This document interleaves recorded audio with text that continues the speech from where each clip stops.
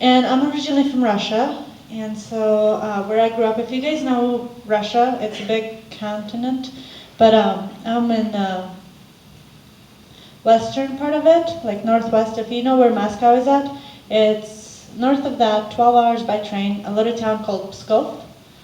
And it's really close to Estonia, so that's where I grew up with my sister. I have a younger sister, and her and I, we grew up in a broken home, and I mean it in like physically broken and emotionally broken. We had a lot of like broken windows, and we couldn't fix them because like we didn't have the money. But if you know anything about Russia, Russia is very cold, and so like we would always be cold because it snowed a lot, and stuff like that. So that's just the house we grew up in, and my parents, they would actually go off to work, and every time they worked, they didn't like bring money back home, they didn't bring food back home. They got paid with alcohol, and so like they never brought anything home. And so me being the oldest, after my parents left to go to work every morning, me being the oldest, I had the opportunity to raise my sister and try to look and take care of her and myself. And so my job every day was to find food for my sister and I. And so we would start off our day looking for food in the kitchen, in drawers and everything. And every time we would open a drawer, we would find alcohol bottles, but nothing else. And so the next thing for us would be to go outside and try to look for food outside. And so most days we would actually climb some trees and eat the leaves off of the trees just to have something in our stomachs. We did have apple trees in the back of our house. I have no idea how those apple trees got there. I mean, we didn't plant them there. But I totally believe that God just kind of pointed his finger and he was like, apple trees, and they were just like, yay, And so like we had a lot of different apple trees in the back of our house, and we started eating them since they were like this small to like whenever they were humongous, So even today I still like apples, but so like that's how we lived and that's what we ate. And every night when my parents would come home after working all day and getting paid with alcohol, when they came home, my dad would be drunk. And when he was drunk, he would become abusive. And so every night he would grab whatever his hand touched, either it could be firewood or like fire pokers or whatever his hand touched that night, that's what he was going to use on my mom that night. And so being very young, we tried to pull him off the first time it happened, but then he gave us this very scary look. And so we were afraid that we would be next target. And so we ran out of the house and we were hiding until my mom came and found us after my dad passed out. And so that was like kind of my life until I was 8.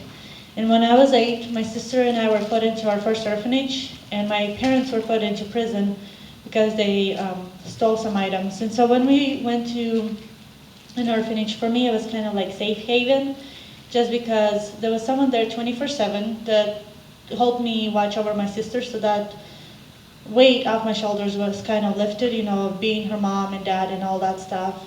And then they provided us 3 meals a day, so that was kind of like heaven right there. I like food, and not having food at home and then going to an orphanage and having 3 meals a day and snacks in between, that was like, yay, hallelujah, And so, and then we had the opportunity to go to school, and I loved the school part just because I got to make friends and just feel normal for the first time. And so we stayed in that orphanage for 2 years.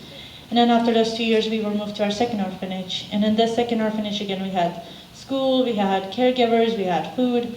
But the thing that was missing was the one-on-one relationship and the love and the hope. Because when you're in an orphanage, you usually get kicked out by the age of 18. And we would try to survive on whatever skills we learned in the orphanage. But usually it wasn't much. We had a girl who was 14 years old and she was still in 3rd grade. So if you could do the math, by the time she was 18, she could possibly be in 5th grade, maybe not. And then to try to succeed in the world with that kind of education, there was no future. And so the thing that we would have to look forward to is prostitution. And so that's what we would be looking forward to. And so like there was no hope for the future for the orphans and all that stuff. And God was so good to us, even though we didn't know him at that time. But he kept my sister and I together through the movement of, different orphanages and stuff like that. And there was one year when I was at my lowest point. And if you guys ever have siblings or had siblings, and if you're the oldest, you know that you tend to be the one that they look up to. And so if you lose hope, then they lose hope and they don't have anything to look forward to. And so when I was losing my hope, that's when God gave us a shoebox. And let me tell you, this small shoebox that I was holding in my hands, that was the first gift I have ever received. Because until I was 12, after I was adopted, I never received a gift before. We never celebrated birthdays, I didn't even know I had a birthday until I came to America. And so for a child who've never had anything, to hold a small box, knowing that this box was full of things just for me, that was a big deal. And so when we all got a shoebox and we were holding them, and they counted till 3, and then everybody started opening their shoeboxes, and I waited for my sister to open her shoebox first, because as a mom, I wanted her to have the best she could have, and so I wanted to make sure that she had the best shoebox. If she didn't like hers, she could have mine, kind of thing. She takes it for granted with my clothes now, but that's besides the point, siblings and all, but anyway, so yeah. But the thing is about these boxes is the fact that God knows exactly where the box will be going to and which child will receive that box. My sister, she is an artist, and she could look at the picture and copy it down and it'll look perfect. I'm not so lucky. I can't even draw a stick figure thingy. It doesn't look like a stick figure anyways, but she is very good. But she couldn't practice that skill because the paper and the pencils, we could only use that for school usage only. And so God blessed her with a shoebox that was full of markers, pencils, crayons, paper, and coloring books. And she loved every ounce of that shoebox. And God, He has a sense of humor. And so He told someone, whoever packed that box, to put red leather pants in her box. And she loved them because they were hers. She put them on and they were too small, too tight, and she wouldn't take them off for no reason. And I have no idea if she could take them off because they were so tight, but she just kept them on because they were hers, and she loved it, and so she didn't want any part of my shoebox, which was great because, again, God knew exactly where the shoebox was going, and He knew exactly that I was going to be the one to receive this box. And my box, when I had the courage to open it, I opened my box, and the color that I saw was pink. Everything in my box was pink, pink, pink. The brightest pink you can ever imagine, that was my box. I had pink toothbrush, pink toothpaste, and it was bubble gum flavor. Yeah, I didn't know it was toothpaste until half of it was gone because I ate it. But it was just so good, and it looked good, and it was smelling good. It was just so good. Anyways, toothpaste, wonderful. For brushing your teeth, of course. But, and I got a teddy bear, and it was pink, and I could just cuddle with him and, tell him all my secrets, and I didn't have to pretend with him like I was strong enough to get with my sister and all that stuff. And so I loved everything in my box. And I had this really cool pen. This pen wasn't just, I knew of black and blue pens because that's what we use in Russia, and red ones for the teacher. But then I got this shoebox, and in my shoebox I got a pink pen, okay? And it wasn't just a pink pen. It was actually a pink pen with feathers on top of a pen. And on top of those feathers there was a wire. And on top of that wire there was a heart dingling on it. And so, just looking at dingling back and forth, I was just like, oh, that's so cool. But it didn't stop there. Like I said, my pen was so cool. Anyways, I was just wondering if my ink would be pink too, because everything else in my box was pink. Yes, yeah. And so I pressed down on a paper to write my name to see if the ink would be pink. And the heart of the pen lit up, and I just went crazy, and I was like, hey guys, drop everything, don't care about your shoeboxes, look at my pen, And so it was the most popular kid for 5 minutes because of that pen. It was the coolest pen ever, and the ink of the pen was pink too, so everything in my box was pink. I loved it. But the thing that mattered to me most was the fact that somebody took up their time and they packed this box for me specifically. Until I received that box, I always thought of, I took care of my sister, I loved her, and all that stuff. But this time somebody was telling me, hey, you are somebody, and I am taking up my time to pack this box specifically for you. And so that was the first time, not only did I receive a gift, but I also felt like I was loved by someone. And so that was really important to me. And then another thing that is great about these boxes is the fact that with each and every one of these boxes, the kids get a booklet, and it's called The Greatest Gift of All. And it's in their own language, so mine was in Russian. And it tells a story about Jesus and how he came and died for our sins. And when I read that booklet, and being in an orphanage, I read a lot, especially fairy tales, just to get away from the reality that I was living in. And so when I got the booklet, I was so excited to read it, and I read it, and it was telling me that a creator of everything came down and died for me because he loved me. And I thought that was the biggest fairy tale I have ever read. Because by that time, I didn't feel like I was nobody. Well, I felt like I was a nobody. I didn't feel loved by anyone. There was no hope. But then this booklet was telling me that a king of kings came down and he died for me. If he is a king, then that makes me a princess. And for an orphan, that's how I was thinking. I was a kid. And for an orphan to think that way after she thought that she was a nobody, that's a big deal. And so even though I thought it was a fairy tale, I started praying to the God that I thought was a fairy tale, but of course he's not. And I prayed for a family, but not only a family, but a family that wanted my sister and I together, because we were kind of a package deal. In 2004, he provided that family. My sister and I got adopted into Missouri. Yeah, Missouri. It's a wonderful state if you guys haven't been there. And God likes to give us bonuses.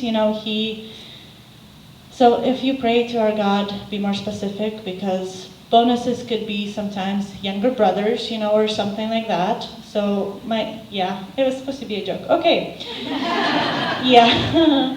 Anyways, my parents had 2 little boys of their own. So not only did I had a younger sister, now I had 2 younger brothers, and they're wonderful. We're just like any family. We fight, we love each other, and if somebody picks on my brothers, you better watch out, because I'm the only one who can pick on them. So God has blessed me with a great family, and God has used my adoptive dad in an amazing way, because my parents that adopted us, they were a youth pastor and a secretary of the church. And so every day we would spend time at the church, and every day I would hear people say, God is a loving father, God is a protector, and all that stuff. And the only father that I could think of was my biological father. So I could never see God as a father. But then he used my adoptive dad to show me 1/4 of the love that he has for me. Because my dad here in America, he learned to say, I love you in Russian, just because he knew until I was 12. I've never heard that from another human being before. And so the first night we were in our house, my dad came in, and we didn't speak any English at that time. And so he came in and he kissed us on our foreheads, and he gives us hugs, tucks us in, and then he says, "Я тебя люблю," which in Russian means "I love you." And of course, the first reaction from me was like, "Whoa, dude, what do you want from me?" kind of thing. It was so strange to me. I wasn't sure how to react to it.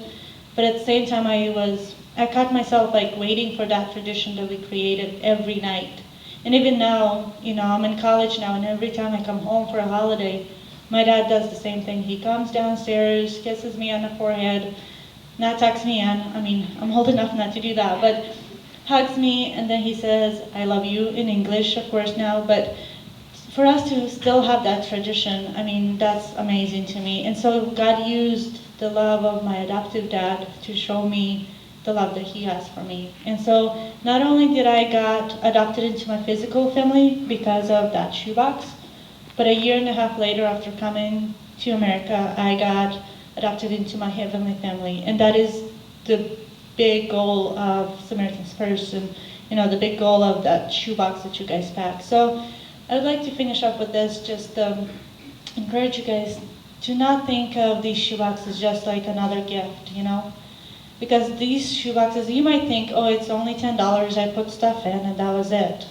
For you guys might be, that was it. But for us, who are orphans and have nothing to look forward to, that could change the path of our lives. I mean, I was thinking that my sister and I would be out on the streets right now, selling our bodies just to try to feed ourselves. But God used that small shoebox full of pink things to change my life for the better. And now I am in college, finishing up college. This is my last semester, I'm hoping. And I'm studying to be a missionary. And I would love to work with orphans and go and tell them the good news and be like, you might feel unwanted right now. You might feel like there's no hope. But there's a creator who came and he died specifically for you. And that's what you guys do with these shoeboxes. We might not all get to go to, Russia and, Philippines or whatever, and tell these kids that, hey, you are loved, you are wanted. But this is what you guys do with these shoeboxes. And I love thinking of it this way. God says he's not only, he's not just in America, he's everywhere. And so every time you guys pray for the shoebox and you put stuff in the shoebox, this shoebox is filled more and more with your love, with God's love. And so every time there is a kid who opens the shoebox, he can't help but feel that love that is pouring out of the shoebox. And I think that because God is everywhere, he's right there with them, giving them hugs and saying, yes, you belong in my family. And those are the best hugs that these kids could ever have. And so thank you guys for packing, because if it wasn't for that person who packed my crazy pink box, I don't know where I would be today. I mean, I don't think I'd be here today, probably on the street selling my body so I could feed my sister. So thank you guys for answering God's call and changing my life for the better. Thank you.